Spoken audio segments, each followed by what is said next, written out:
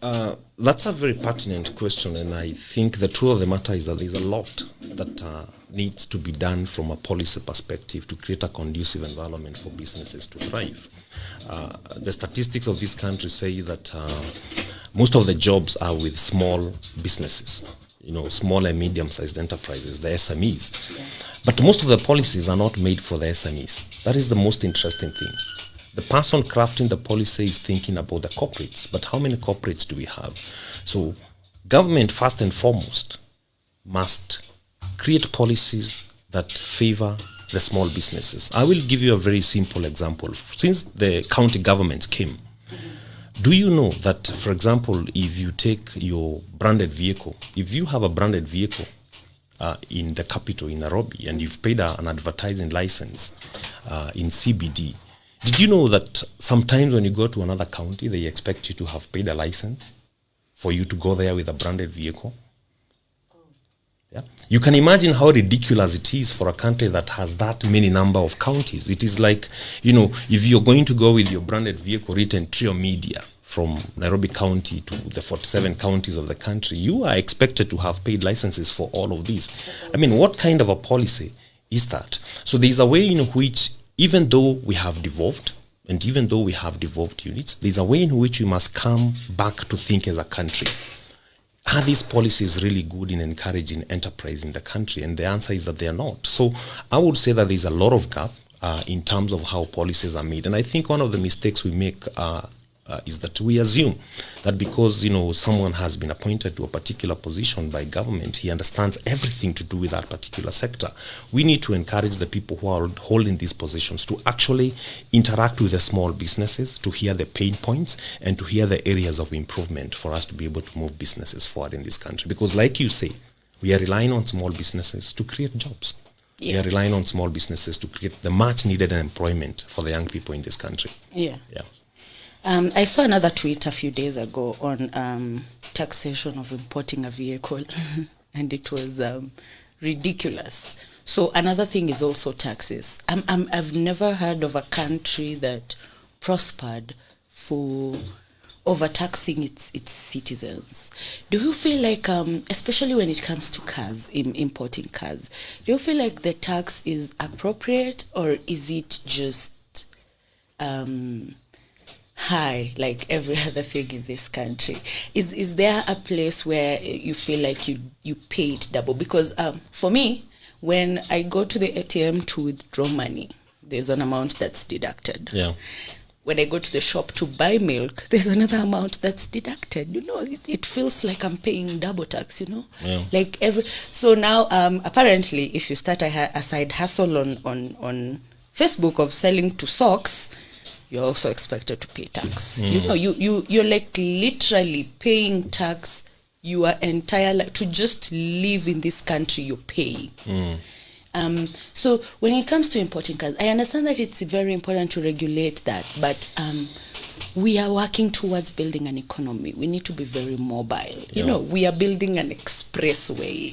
If we don't have cars to use these roads that we're building, what's the whole point? So are these taxes appropriate? And if not, what is the one thing that we can do as Kenyans concerning this taxing? Because this is a thorn in so many people's side. I have a lot of friends in KRA, and one of the things I have done as an entrepreneur is to try and engage with them and understand exactly where they are coming from. Every time they introduce a new tax. And one thing that we have to first and foremost accept as citizens is that government can only run itself by taxing the citizens. But like you rightly say, there's a way in which that taxation can therefore kill businesses, and at the end of the day, everybody becomes a loser. And what I would say is that perhaps the people who are coming up with the policies, it goes back to policy. By the time a particular tax is increased or reduced by someone seated in Kenya Revenue Authority, it is a question of how much consultation has he or she done with the market. But I would say that currently, probably because of also the news that we see all around, this much money is being stolen from government, people just feel, demotivated, even from a tax compliance perspective. And the fact that businesses are struggling to even generate the revenue makes it difficult even for that business person that really was keen on being compliant, for them to actually comply. So I think everybody needs to understand, even the people that are making the policies, that number one, the business community is struggling to even pay much more basic things like rent and salaries, even before they can come to a conversation of taxation with them. So I think it's an issue that needs to be taken to the right table for the policymakers to understand that we need to come together and ask ourselves, since at the end of the day we all want a piece of the pie from the businesses that are running, how then do we make these businesses run better, thrive better, so that everybody at the end of the day takes home something? Because nobody wins when a business closes down. When a business closes down, first and foremost, we lose jobs.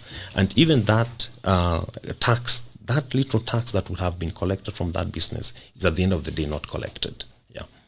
Someone said, we are a country that will close down a factory to open a church in the same location so that we can go there to pray for jobs. May God give us wisdom. I agree with you. And you see, it's basically the same thing that government does when they overtax you. They overtax you, your business doesn't thrive, so you cannot even pay that tax. So it's just shooting themselves in the foot. Yeah. So let's pray for wisdom. True. Tuombe wisdom ya kujenga hospitali nyingi na factories mingi. Danso Muchemi, good morning. Morning. Morning. You've started the month on a very long note. It's quite well. Yes. Good to see you. Good to see you. Tumekusubiri sana. Asante sana. Apologies, I'm late. Yes. Next time now we'll ensure that you sleep in the studio. So you're the first person in the studio. I'll do that. All right. I'll give you an opportunity to introduce yourself. My name is MUCHEMI Danson. I'm Chief Executive Officer at JAMBOPAY, Founder and Chief Executive Officer at JAMBOPAY. I'm a telecoms engineer, entrepreneur. All right. Good to see you. Muchemi has been my friend for a long time. And this is the first time on the taco. Asante. Karibu sana, good to see you. Good to see you. So what does JAMBOPAY exactly do? JAMBOPAY helps businesses and governments and individuals digitize revenue collection. So we basically help you to collect or receive funds in an electronic manner, or pay out digitally through mobile phone or over the internet, through banks and other channels. We have a network of agents out there. And so we basically manage funds and extend digital financial services. Yeah. All right. I would like to take you just through very quickly through the things that you are supposed to talk about, because we've already hit them most with Sir Eric. Those are Lucia just came in. I just want to pick your mind very quickly on a couple of things. First is starting, the fear of starting. A lot of people fear to start things. How do you beat the fear of starting? And is actually the fear of starting legit? Yeah, it is legit. Anything you want to embark on, you will certainly have that fear. It's natural to fear change, and starting something new is getting into the territory or domain of change, and so it is perfectly okay. It is normal, and it does happen. And even the best of the best in whatever they do, even when you are racing, when you're in sports, you always fear to start. Now, I think one of those things, what you go to look at is first the end. If you work with the end in mind, all the future, all the dream in mind, then you're better placed to face the fear or tackle the fear of starting. So for instance, if you're an entrepreneur and your dream is to have an impactful enterprise that generates employment, generates revenues that you're able to work with to change the society or the community around you or your family or your life, then you go to wear that hat of that future that you want to get into, and then you are able to deal with the challenge of or the fear of starting. That's number one.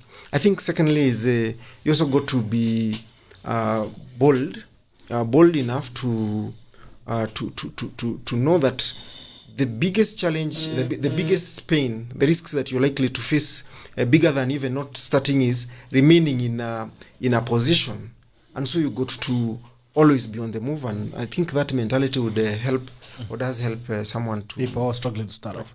All right. Research has it that most startup businesses collapse within the first 3 months, and those which are resilient and have actually collapsed at 8 months. 8 months max. Keep it 8 months at least, you can say now you have a business. Research has the first 3 months, most businesses collapse. So that's what I would call probably the incubation period for business. I mean, so how do you sustain your business beyond the incubation month that is the mortality window? How do you sustain it beyond that? I'll say first, psychologically, you got to be prepared to look at the end, have that end in mind. So if for instance, your end is the impact, like you said earlier on, that you want to generate, let's say for me, mine was to grow across Africa and provide digital payments to lots of governments and individuals and organizations. So once you have set that in mind, psychologically you start at that point. Secondly, you need to start very early towards the process of identifying what it will take to get you there in terms of resources, persons or human resource. If it is resources that are financial, you also got to understand what it takes, and you also got to understand the challenges. You need to outline the challenges or the handles that you have to face. Once you have this put in perspective, I like to say the best way of doing this is if you outline or place your business in the business model canvas. That's a tool that has been developed out there. That is BMC. This basically gets you a mission, or you define your mission for the business. You define things like who your customers are, where your customers are, your route to your customers, how you get to your customers, reposition, what is it that you provide as a value to persons out there or environment out there. And as business is all about creation of value, creation and retention of value. What's the value that you generate? We also got to define costs and all these things, all the way to the impact. Impact is bottom line. What is it your business is all about, or what is the final goal or end game of your business? A lot of it is not usually it's not about actually cash or money or revenues. A lot of it is on, maybe you want to create employment, you want to elevate or tackle a certain community or society challenge, or maybe you want to add certain other value to an organization or groups of organizations or individuals or populations. A lot of this, once you have defined all this, and this is what I'm saying is best captured in a BMC or business model canvas. Once you can BMC your business, it really will help you have all things in perspective, and as such you'll not be ambushed. You'll not have these shocks of, hey, I didn't realize that I needed to have these resources. A lot of times does not mean you got the resources. You do not have to start a business because you have the capital. And JAMBOPAY, we started at a cyber cafe because we could not raise rent for an office. We could only afford $45. That's 4,500 shillings a month to pay for that computer. But we did understand from the onset that the resource that I needed then was internet, a PC, and a desk. And once you have filtered your mindset or your business setup requirement to that basic level, and of course for everyone or for every business is different, then you are able to now understand and appreciate that really here I do not need the office. I may not require to have a reception when you start, of course, but probably need internet connection and a computer. That's how we went about doing it, and so forth. So a lot of it is putting things in perspective and getting psychologically ready. And I also must say part of being psychologically ready is also getting to, for me, was everything I did to date and everything we do. I also always subjected a lot of this to God. Like everything I want to do, I can plan all I want. I can work all hard. I work hard as I can, but I always will want my plans to be established by the Lord, by God. So I also have that as a very strong not just psychological backing, but also a very true support that if you work as a businessman, as an entrepreneur, or anyone else on any mission, when you have all those factors, then you're better prepared and can almost, if you have a strong faith, certainly see that you will be successful. Yeah, things you'll be able to hit off. All right, once again, Maridadi Motors in Kiambu Road, opposite Ridgeways Motors. Unaenda pale unapata gari yako haraka upesi. Sparkling Motor Spa. Sierra Mall, just behind Sierra Mall. Sierra Mall pale nyuma utapata Sparkling Motors. Pia kuna majamaa anaitwa D Square Limited, watu wa kuvalisha watu koti kama hii. Eldoret pale di Ketia Building, 3rd floor, kwa kina Dan enda pale uweze kupata mongaro. What makes business collapse then within the mortality window? What is it that makes business collapse? I must say, sometimes it's the entrepreneur themselves. You, as an entrepreneur, sometimes it's the environment around you. You could be starting an enterprise, but the environment is hostile. And an example of a hostile environment sometimes is maybe we had a pandemic that, or we had policies that were not conducive, or that were not just not conducive, that were quite detrimental. Sometimes it could be wrong timing. It could be under-resourcing or lack of resources. Could be a lot of things could cause a bit. And then sometimes I think a lot of times is getting an entrepreneur quite doing it not sure. When you're not sure you are onto something, then but then an enterprise stops, or a business collapses because someone gave up. There are a lot of entrepreneurs who have faced enormous challenges and still kept the spirit and the fire burning. They kept the business going, and they weathered the storm. And so I must say it is a combination of three things. One is the entrepreneur, the state of that entrepreneur or the business leadership. Secondly is the business environment, and could be policies and all that. And thirdly could be sometimes there is just we could call it maybe bad luck. As much as luck is not something that we bank on out here. Even insurance, they say natural causes. Natural causes. We don't insure bad luck. Okay. Yeah. All right. So that is the match that makes business collapse within the mortality window. Lucia, do you have any questions for Danson MUCHEMI? I live in these kanjo houses. Hapo nyuma kidogo, you were providing these services for kanjo. It used to be very convenient, I tell you, Gerald. I used to pay my rent kama nimekaa hapo kwa sitting room na miguu juu ya meza. Nowadays, do you know you have to go to City Hall to queue? Kwani ina meza ijaleta system? Na kwanza ukienda saa hii huko utapanga line for 2 hours because ni end month. Everyone is running. I'm telling you, it is hectic. I just want to know what happened. Well, out of curiosity. That's a good question. As business people, any enterprise, we engage with our clients on within certain terms, and these terms are best described as contracts. And contracts, a lot of things that exist in contracts are tenure. Tenure means I will provide you this service for this number of years or months. So for us at City Hall was 5 years, and we did provide those services for those 5 years, and with good success. I mean, impactful, as you can clearly tell now that we had impact. And when we got to the end, we got to the end of that contract. And contracts are a relationship between a buyer and a seller. You do not always have to buy from the same seller that you bought last time. And as a matter of fact, sometimes you do not have to buy at all. So that's the best. That's best describes. So they said not to buy at all. That's why now these guys are. So they are not. We are not in a client. They are not our clients anymore. We are not in that relationship. However, we still provide these services to a lot of other government and non-government entities. We provide these services to 5,226 organizations out there, and some of them are government entities. Others are private entities, and so. It is not all lost. Maybe there is a future that will be better in regards to those services.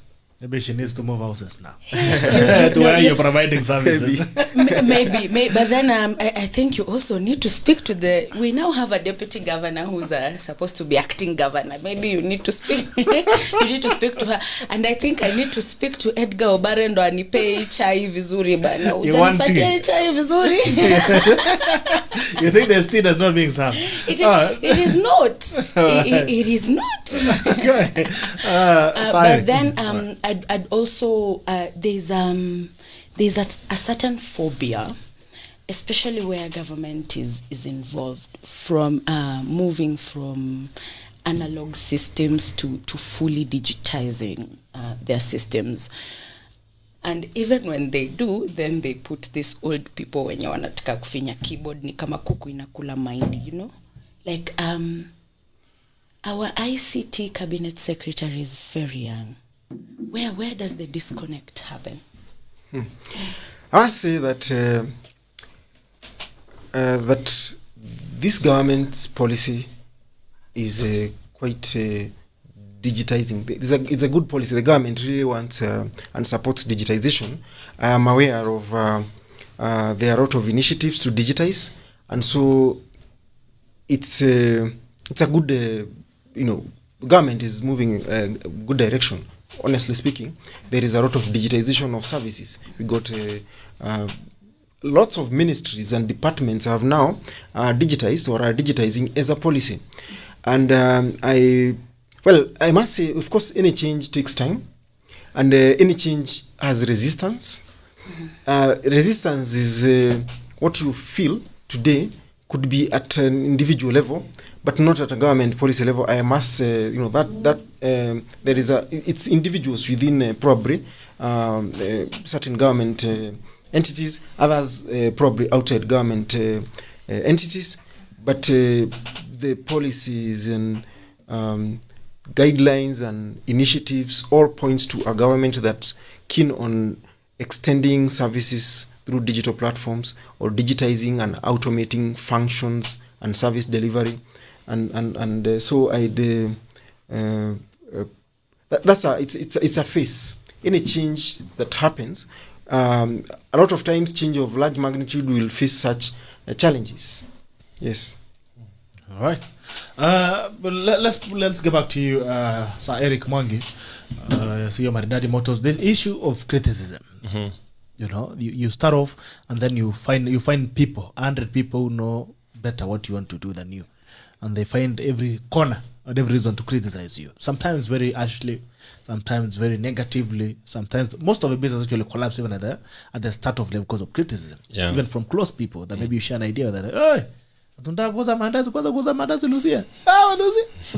And then again, they start making you backtrack on what you want to achieve. Yeah. How do you and again the media space has given a lot of people space to be anything. You find people are so frustrated with their own issues, they always find a way every morning to come and rub it off you. How do you handle criticism, especially for businesses, negative criticism?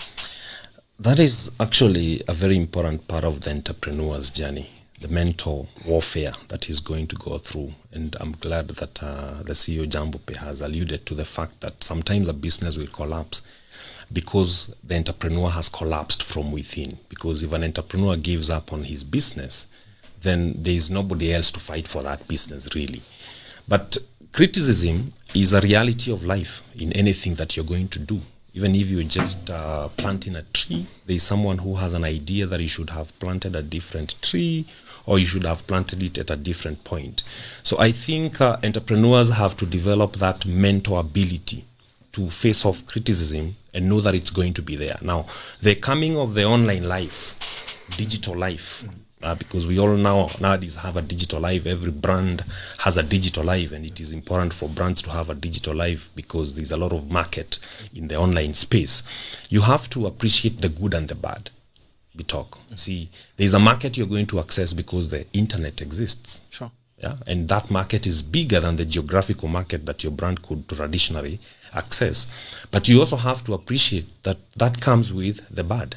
Yeah, that the online platforms, spheres also give people an opportunity to criticize your business.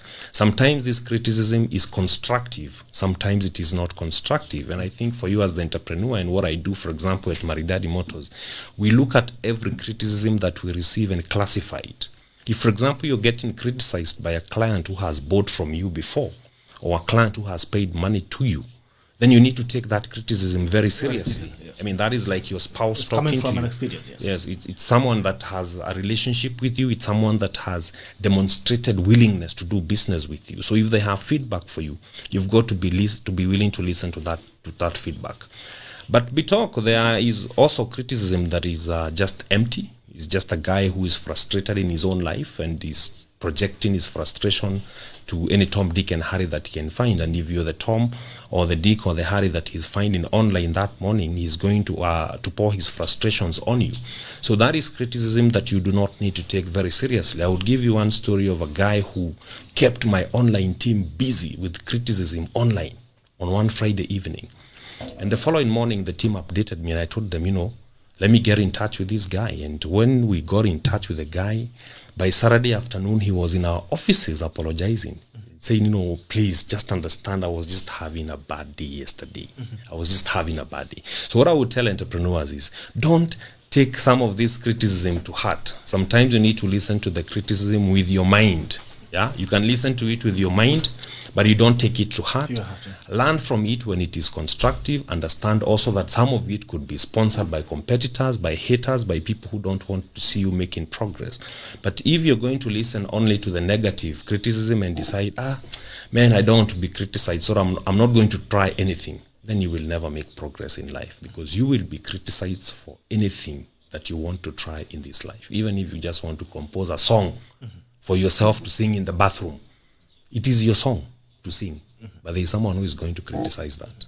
They say even if you lie flat and let them work on you, they'll say you're not flat enough. True. You're not flat enough. Yeah. So even before you started classifying, because not everybody can get to that level Yeah. of looking at criticism, some of us struggle with it and it actually affects us and affects our businesses. Before you got there, how did it affect you? Before you got to a point where you're like, okay, this is how I'm going to deal with all these criticism. Quite honestly, there's a time it was really taking a psychological toll on me as an entrepreneur. See, when you're doing a business, there are things that will go right, there are things that will go wrong. And sometimes we'll have a genuine and legitimate customer actually complaining about your business online.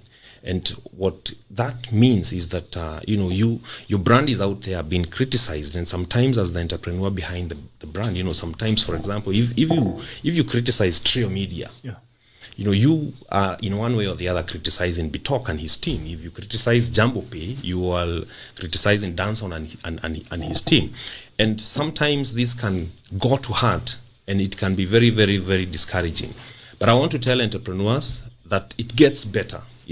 As people get to learn the culture of the business, people know that even if there is a problem, the team is going to sort out that problem. Then people will understand that even if there is a problem, they do not necessarily have to sort it out with you publicly, because they know that you are a responsible brand and that you're going to take care of it. But one of the ways in which it has changed me, Bitok, is that it has made me a more responsible customer.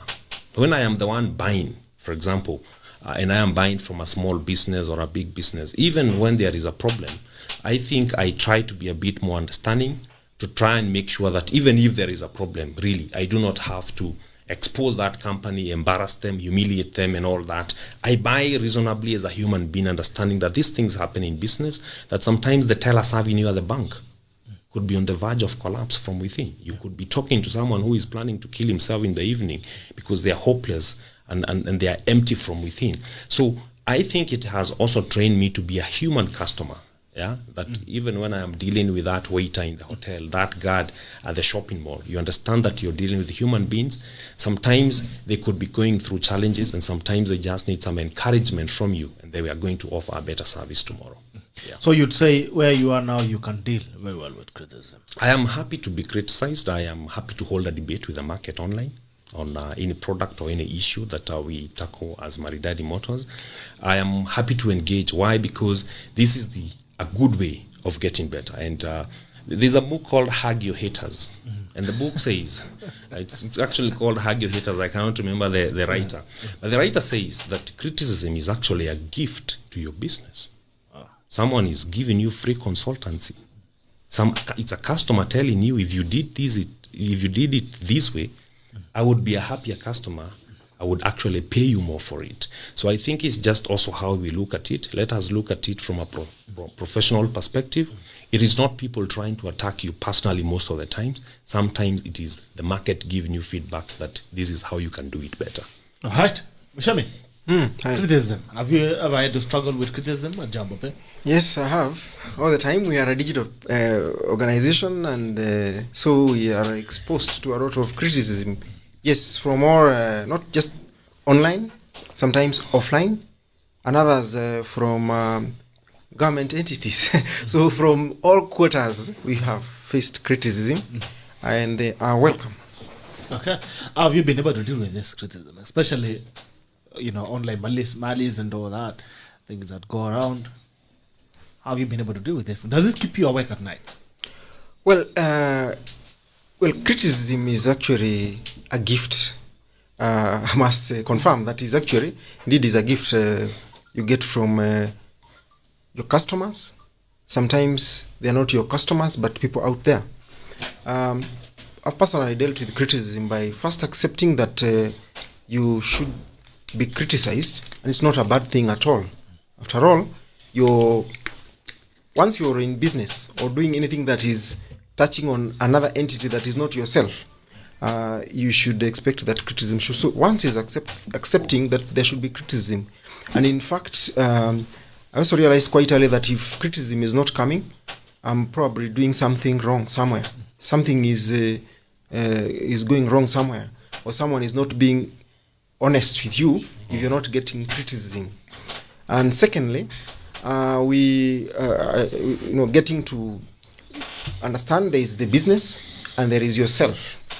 Actually, businesses are legal entities. They are entities, just like you are another entity. And the moment you're able to, you should essentially dissociate yourself. Understand, yes, you're there, you're the business leader. And you have the business as another entity. And as such, not everything that is targeted at your enterprise should basically get into your heart. Okay? And hurting your feelings. And that's something else. So then, of course, when you have other things that you do for, like pastime. For instance, for me, I love traveling. Sometimes you should have your time where you are just yourself. You switch off from all the demands, all the, we call it the madness of the daily running of the business or the environment that is the business environment, and that just be getting the time to reflect on how life is and other things that are outside that. So I think those are some of ways of how I have dealt with the criticism. Yes. All right. So if I may add something, one of the things you will find is that actually most of the people that have ever criticized you online, if you go ahead and actually genuinely address their concerns, address their issues, they end up becoming your best customers and your best fans. I know there is the heat of the moment. At the point when you're being criticized, it can really weigh you down. Also, depending on the season of entrepreneurs have seasons. There is a time when the burdens are too heavy on you, and just a simple criticism could break your back. But if you look at the people that have constructively criticized you, if you address their issues, they end up being your best customers. But then also, you must develop some tough skin to identify a type of criticism that we call at MARIDADY. We say it's coming from digital frogs. You know that concept of cows going to drink from the river. Yeah. And you have frogs making noise all over, and you're like, why are frogs making noise? First of all, they cannot finish all this water. Even if you allowed them to drink the water from the river, they cannot exhaust that water. But they are still just making noise. But what do cows do? They keep drinking. They continue drinking. So even if you don't learn anything else in life from a cow, you can pick that one lesson. That it's a market, it's a river, it's digital. you continue drinking even as the digital frogs make noise. Wow. Yeah. Incredible. Now I know one thing more. Digital frogs. From now on, I know to deal with digital frogs. I'll keep drinking. All right, Lucia, any comments or questions? I like what the gentlemen have said, and just to add to it, you should never accept criticism from someone you'll never go to for advice. If someone is criticizing you online and from the content of what they're saying, this looks like a person you'd never go to for advice, then trust me that whatever they've said is not going to be constructive to you. And another thing, people who are doing better than you, people who are chasing their dreams, will never, ever negatively criticize anyone doing something with their life, because they understand how hard that hustle is. And because that hustle is hard, they don't even have time for negativity at all. Yeah. You will never find former CJ, say Willy Mutunga or even David Maraga criticizing maybe LSK President Nelson Havi. And even if they do it, they're not going to do it with bile. You know, they simply don't have that time. But you will find someone in a bed sitter somewhere in a kaslam mahali ndo anajua kuongea sana. Yet they're just seated there doing that. You know, someone who has gone out there to do something is better off than someone who's just seated doing nothing. Try and fail. It's a lesson.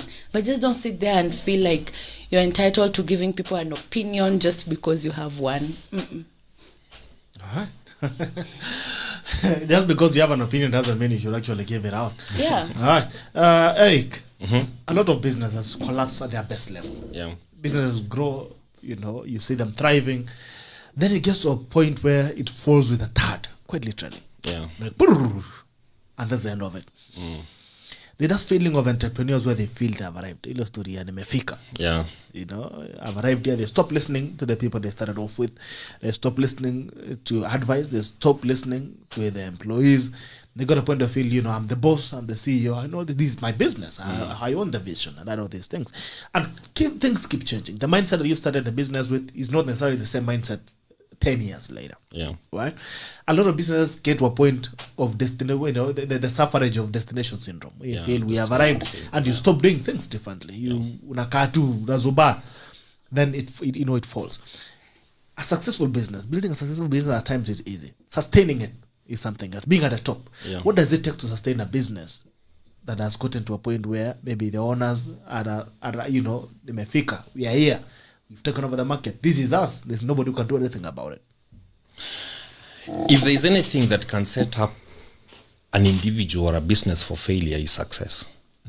Yeah, because when you're on top, if you fall down a good one, because you'll be coming from very high up there.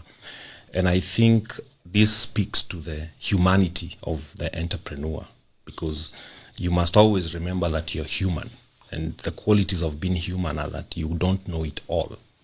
Yeah, and sometimes you know it all for a season, but for a different season you're completely ignorant. There are a lot of businesses that have been unable to transition the digital revolution. Why? Because the founders of those businesses did not accept. You see, one of the things that happened through the digital revolution is that wisdom got inverted. Yeah, you know, wisdom is traditionally held by the older generation, but when it came to digital wisdom, it is actually held by the younger generation. So any person that was an entrepreneur and had a traditional business model, if they were going to digitize that business, it called upon them to listen to a younger person. It was the younger person who was going to suggest to them on how they can be able to digitize that business. So I would say that entrepreneurs must always be willing to learn, both from the older generation and from the younger generation, and they must first and foremost be willing to listen to the market. Many times we say that as entrepreneurs, we are leading the market, or we are leading our business, or we are leading our industries. But what I have found out is that sometimes you actually need to follow the market. It is the market telling you this is where you need to go. It is the customer telling you this is the service that we need. So I would say that the entrepreneur must always remember why he has 2 ears and 1 mouth. Listen twice you speak, and then you will be able to learn from the market. You'll be able to learn from the team, and you'll be able to know that this is what I need to do for me to be able to redefine my business, because businesses must always keep on redefining themselves. They must always keep on looking at where the market is going and following the market, where the problems are going, and providing solutions for those particular problems. If you look at, I am in the auto industry myself. If you look at Toyota, for example, did you know that Toyota was originally a textile company? I didn't know. Really? Yeah. Actually, the automobile section that became Toyota was started as a department within a textile company. Yeah. And they were able to bring up a company through the Industrial Revolution that we know today as Toyota. Now, look at Safaricom, for example. It was a communication company, but today we know it more for M-Pesa. Right? It's yeah. We know it more for internet. So I think it's an issue of brands, just looking at the trends, where the problems are, where the opportunities are moving, and redefining themselves along that line and solving the problems that are there in the market. All right. Yeah. Muchemi, destination syndrome. A lot of companies tip over the top. Correct. You know, when they have actualized themselves is when they collapse. What usually causes this, and how do you avoid that trap?